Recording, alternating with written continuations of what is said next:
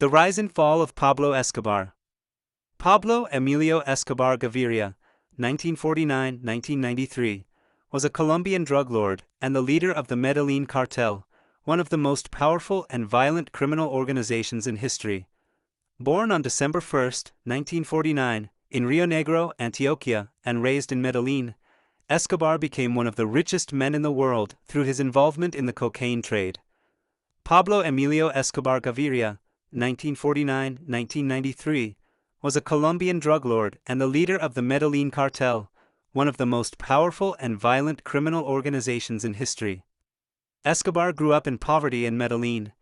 As a young man, he began his criminal career by committing petty crimes, including stealing cars and selling counterfeit documents.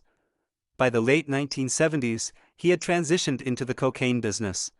Initially working as a smuggler, Escobar quickly became involved with larger networks and established his own operations.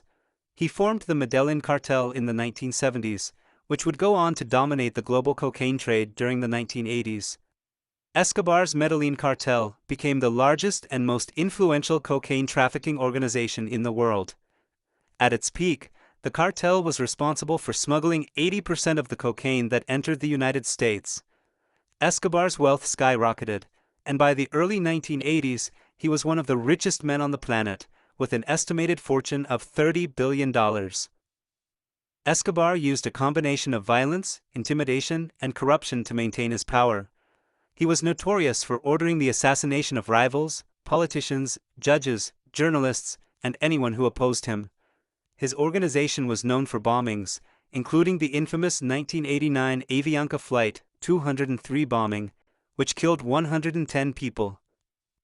Despite his violent methods, Escobar cultivated a public image as a Robin Hood figure. In poor neighborhoods of Medellin, he funded the construction of housing projects, soccer fields, and schools. He gave away large sums of money to the underprivileged, which earned him support from many local residents. In the early 1980s, Escobar attempted to enter politics. He was elected as a member of the Chamber of Representatives in Colombia in 1982. His goal was to gain political protection and influence in the government, but his criminal activities and violent behavior quickly made him a target of Colombian authorities.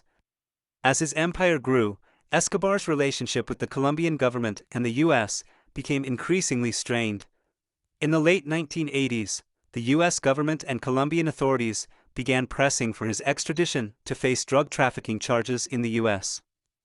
In response, Escobar declared war on the Colombian government and escalated his violence, leading to the deaths of thousands of people. In 1991, Escobar, seeking to avoid extradition, negotiated a deal with the Colombian government in which he would surrender in exchange for being allowed to build his own prison, known as La Catedral. The prison was luxurious, with amenities like a nightclub and a jacuzzi.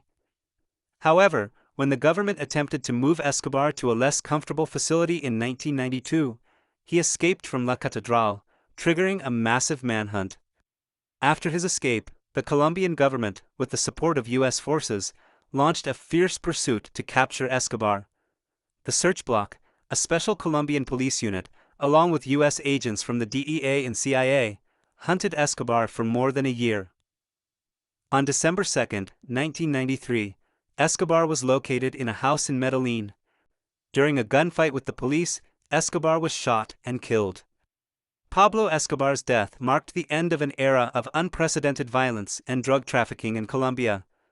His cartel's disintegration led to a temporary decline in the power of the Medellin cartel, but the effects of his empire, such as the enduring violence tied to the drug trade, persisted long after his death.